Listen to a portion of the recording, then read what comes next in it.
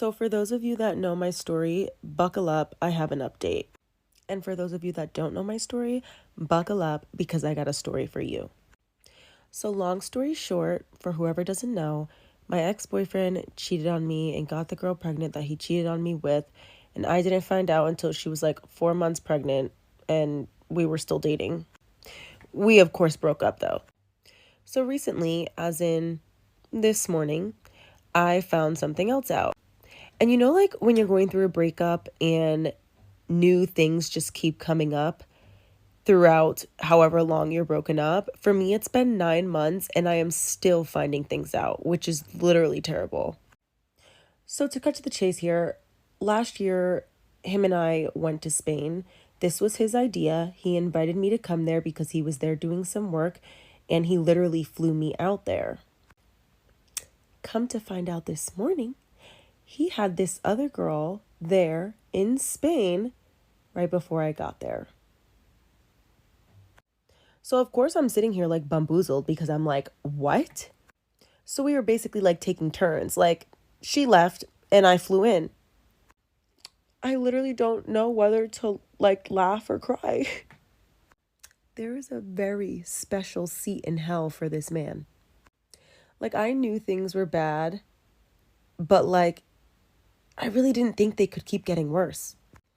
I just personally don't understand how a human being could do these things to somebody that they claim they love and want to spend their life with and just not have remorse. Like I'm not even sad about it anymore because I've just accepted this is just who he is, but it definitely still messes with my head because I'm like, how? Like how did we end up here? How did I not see all of this? How was I missing this? And mind you, Spain was like one of my favorite places I've ever visited. Like I loved it so much, I literally wanted to move there. And he completely just ruined that for me.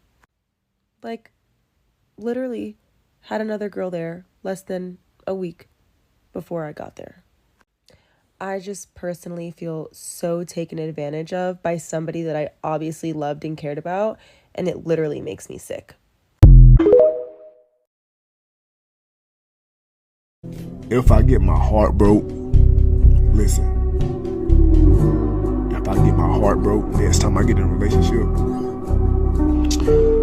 I'm gonna drag every bitch that I meet from here until the end of fucking time, man.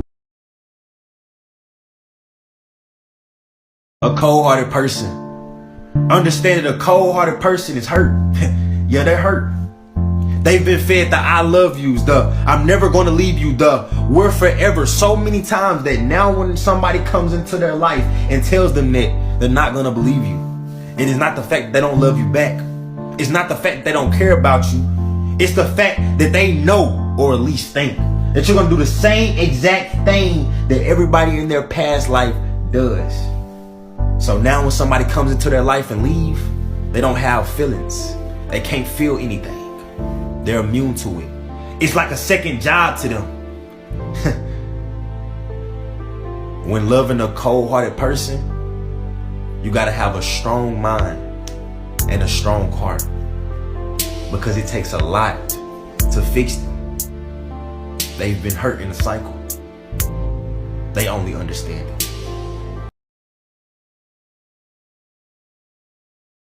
Women often say about men that they always come back. Why do you think more times than not this is true?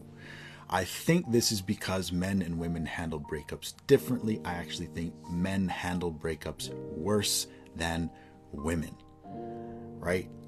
Women tend to have more emotional support in their lives overall, right? Even societally supported.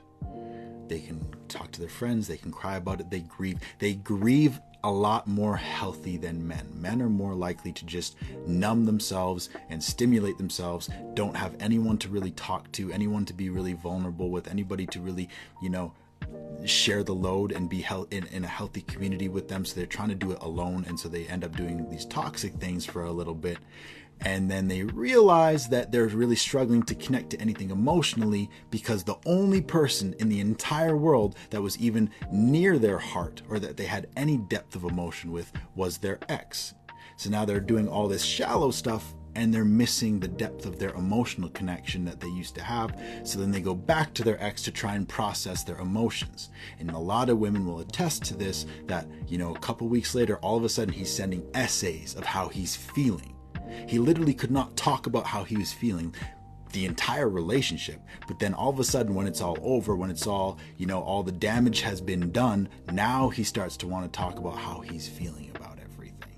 And now you're upset because you have to play his mom and therapist to try and help him navigate this stuff, right?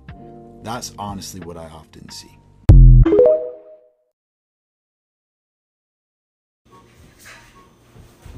Three girl tips I wish I would have knew sooner.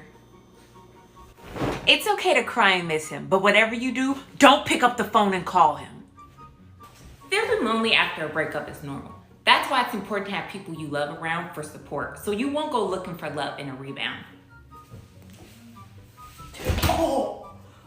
And whenever you're ready to get back out there again, remember, take what you learned from this situation and move on. It's plenty more fish in the sea. But I want that fish, so... Shut up! And get your ass back out there and try again. The hell wrong with you?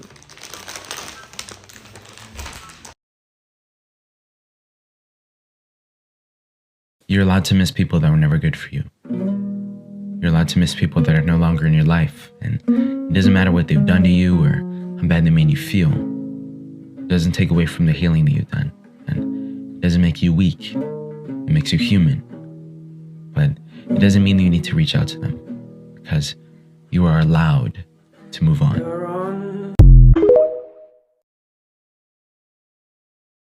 Don't ever put her in a position that's gonna make her show you how cold her heart can get. She can go from a queen to savage like that and not even think twice. And when she does that, she's gone. Don't test her.